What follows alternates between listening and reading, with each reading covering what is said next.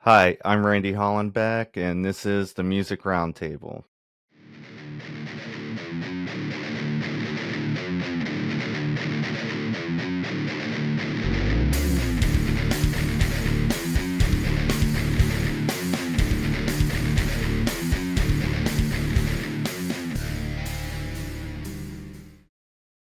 Today on the show, we have singer-songwriter Trinity Wiseman.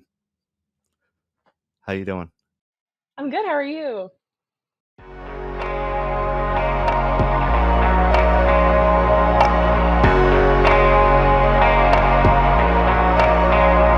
You say you don't want strings attached to the girls you like to play, and you claim you're not the kind of guy to want to try and learn another way. The last time you were on the show was June 25th, 2021, and we talked about your songs Ghosting and Woke Up. What have you been up to these past 2 years?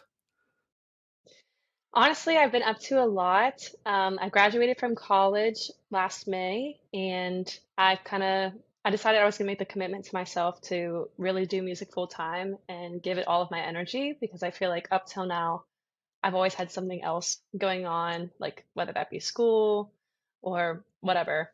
And this past year, I met this producer who has produced this new project of mine, and we put this whole project together, and it was such a wonderful experience. And that now that's releasing. So the first single just came out last Thursday. It's called Enough for You, and the rest of them are releasing 3 weeks apart from one another. So it's been incredible. I've been traveling between Nashville and Pittsburgh. I live in Nashville most of the time, but I go to Pittsburgh once a month to play some shows. So it's just been really great. I feel like since I've been on here, I've just kind of been grinding and really settling into my sound. So it's been really awesome. What has been some of the things you've learned being a singer-songwriter in Nashville? I think it can be really, really easy to want to change yourself to kind of fit the standard of the city. Obviously, Nashville is really known for its country music market. It always has been. But I feel like ever since the pandemic, Nashville has really expanded itself.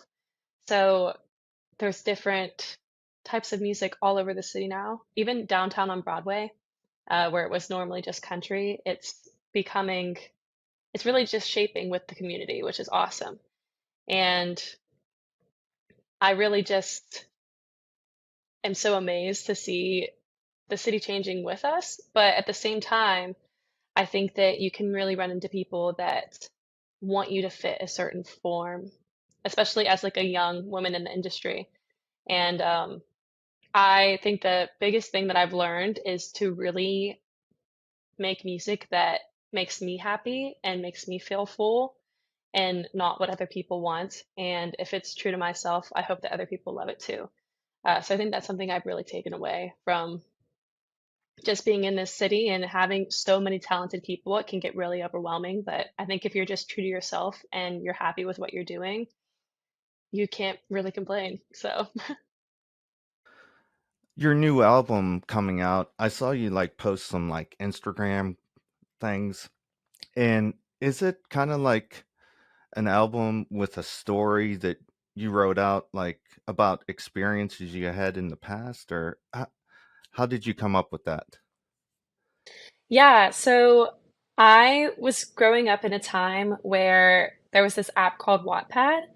And when I was in middle school was when it was really taking off. And it's this huge forum for original stories, but at the time it was huge with like fan fiction. And the biggest one on there was this fan fiction called After for Harry Styles that was in One Direction, but obviously we all know who Harry Styles is now. Um, and everyone was reading it in my whole grade. And I just remember it being like this huge moment, like in at least like our lives, because it ended up like taking off. It had like millions and millions of views, and then it became a movie. Like that movie After is based off the Harry Styles fan fiction movie.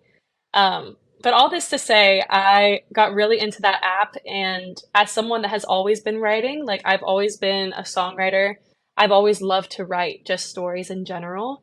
And so I got on that app. I put out a fan fiction of this like really niche Nickelodeon show back in the day, and it like took off when I was like 12 or 13. And it was super crazy because it was just this little niche thing that I had that was like my own section of the internet, but nobody knew who I was. I was like anonymous on there. Like I was under this weird username. And I really found myself with this new project. It's so often as a songwriter that the stuff that you're writing now is what you're like most into and most passionate about. And when I started working with my new producer, his name's Daniel Diaz, he's phenomenal.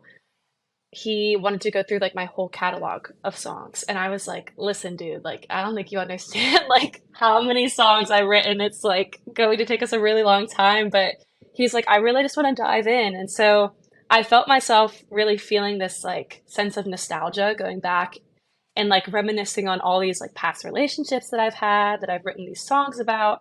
And we ended up picking songs that were all about different people and all from like very different times of my life.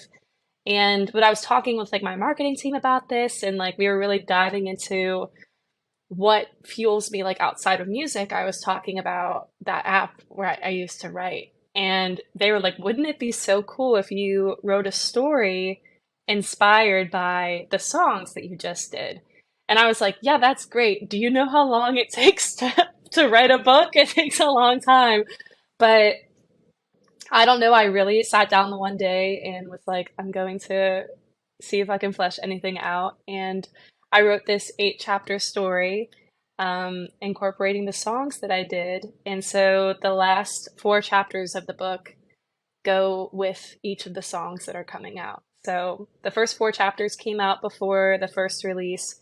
And then once Enough for You came out, the chapter that went with Enough for You was released on Wattpad. So I'm kind of like paying homage to like my old Wattpad days. So it's really crazy because I don't know, I never ever thought that was a part of myself that I would share on the internet again. But here I am, writing this thing and really just owning that fan fiction, like book loving side of me. So it's been super intense, but really, really fun. And it's really made me feel just like not like old, but definitely just very like nostalgic in a sense where I'm like, this just used to be my favorite thing to do, and here I am back at it again. So Now, where could we read this book at? so right now it's on that Wattpad app. So and you can look at it for free. And it's just under my username. I changed it because before it was something to do with that Nickelodeon show. But now it's this I have a cat and her name is Willow, and she is an orange cat and she cries all the time. So I thought it'd be really funny to make my username the Weeping Willow because that's the love of my life, my cat. So I made my username the Weeping Willow, and you can find it on Wattpad. And the story is called Blind Spot, which is the name of the last single that's going to be released. So I'm really happy with it. It's definitely a side of myself I never thought I would share just on the internet again, but here we are. So And your new song, Enough for You. Can you tell me like a little bit about the story about that song? yeah, I can definitely get into that. So when I wrote it, I was, I believe, 20 years old, which I'm like 3 years ago, feels like a lifetime away. But I had this huge crush on this guy for like years. Like I've really found myself, I think especially with like the pandemic and stuff, it seemed like you kind of had crushes, but like longed for them like from afar. Like I would never ever tell them like how I felt. And even though I look back and I'm like, I never ever made my feelings known for this guy. At the time, I was thinking, like I don't know what I could do to like be enough for him to want to be with me or to want to even give me a chance. And so I wrote this song with my good friend Lynn Wilbanks. I took it to her, the idea and some of the lyrics, and we like fully fleshed it out. It was like this super like heartbreaking ballad on the guitar. And when I went through with it and I listened to it with Dan, he was like, "That's awesome, but like what if we took it in this crazy like pop electronic direction?" And I was like, I have no idea how that is going to pan out. But it ended up panning out amazingly. It sounds great and I was super happy with it. And I think sometimes as I write songs, I can get kind of caught up in my own experience with them and like I sometimes am not aware of like how people will perceive it. But when Dan and I were talking about the song, he was like, I think that this song is so relatable for people because it's not just about a relationship. Like, it could be about your parents and not being enough for them, or not being enough for a teacher, or just not being enough for getting into a certain school. There's so many things in your life that you wish you could change yourself for, um, no matter what it is. So that really opened my eyes. And when I was kind of playing it for my sisters and my brother and like their friends, I found that it really set with a lot of people. And one of my sister's friends was like, "This is my favorite one that you're putting out on this project just because I can really identify with it." So it really took on a whole new life. I had no idea when I wrote this song that it would be anything more than like a tried and true like sad girl ballad, and now it's this like kickin' like summer jam song. So I really just had no idea what it would amount to. I wish I could be a little more like you, and I want to. Cause the feeling's getting older, trying to paint the sky more blue. Where will I be enough for you? Will you tell me if there's something I can do? Can I ever be enough for you? What will it take for me to get through to you? Can I get through to you? Tell me what I can do. You tell me if there's something I can do to get through to you. Can I ever be enough for you? Tell me what I can do. Will it take for me to get through to you? Are you gonna just keep on releasing singles, or are you gonna put a whole album out at the end? So I am going to release all the songs as singles, but at the end, all four of them will be like on an EP together. So they'll all be out. They're going to be released in 3 week cycles. So my next single is coming out in 2 weeks. It's called Love Somebody. Well, a little less than 2 weeks now, August 10th. So that'll be out. And then 3 weeks after that, the next single. And then 3 weeks after that, the whole project will be out. So it's an interesting process, but I think that it's somewhat important just because each song kind of gets to have its own life and its own form of marketing and TikTok craziness and all that stuff. Okay. What are your plans for the rest of the year? Do you got like any shows or tours or anything like that booked? Yeah, so like I was saying before, I really bounce back and forth between here in Pittsburgh a lot. So I go to Pittsburgh 10 days, give or take, out of the month, and I play 7 or 8 shows, and I come back to Nashville and play. So I'm back in the studio right now. I'm recording a single that hopefully will be coming out at the beginning of next year or something like that. So I'm just kind of really grinding stuff out and looking forward to playing a bunch of shows and getting to share the music that will actually be out. I feel like I've been teasing these songs for a long time, and I'm super excited that people actually get to listen to them just because I'm so proud of the work that we did, and I hope that people love it as much as I do. I know you do like a live stream uh, every once in a while. Could you tell me about that place that you play at? Is that like anybody could just come in there and play, or how does that work? Yeah, so it's really interesting. I was playing in a different restaurant when I first moved to Nashville, and they happened to be like sort of in touch with the venue, Nash House. And I started playing there when I was 18, and then the pandemic hit when I was 19, going on 20, and I just kind of have been consistently playing there. It's a really awesome stage.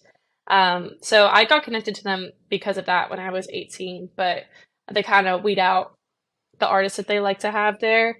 And it's just a really easy one because it's only an hour. And I know that my grandma and my parents miss getting to see my shows when I come down here. So I like to live stream it, and other people tune into, which is so cool just because I think we so often forget just how many times people are scrolling through their Facebook or something and they just click on a video and they can see a live performance, which is so cool. But it's a wonderful venue. It's right in the heart of like downtown Nashville. So I think it's a cool little video to pop in on and see me playing because that stage is just incredible. So it's a really cool place. Where can we get in contact with you? Facebook, Instagram, Twitter? Yeah, all that stuff. It's all just under Trinity Wiseman. My Instagram is where I'm the most active. Facebook is definitely a close second, and I'm definitely getting into TikTok too. So I post on TikTok pretty frequently, and you'll get the most like video content from me on there, just because I try to post at least a couple of times a week. So a lot of stuff going on there, but a central hub for everything, for tour dates, for songs, for just a bio if you want to know more about me. It's just trinitywiseman.com, and you can find literally everything you would want to know about me as an artist on there. That's all the questions I have. Thanks for coming on the show today. Is there anything else you'd like to add? Sure. My song Love Somebody is going to be out on August 10th. So be sure to check that out. And Enough for You is out right now. So I would love it if you would give it a listen and see if you like it. I could try to realign the stars that you placed in the sky. And if I muster up the courage to finally ask you, would it force your heart to lie? I wish I could be a little more like you, and I want to, 'cause the film's getting old. I'm trying to paint the sky more blue.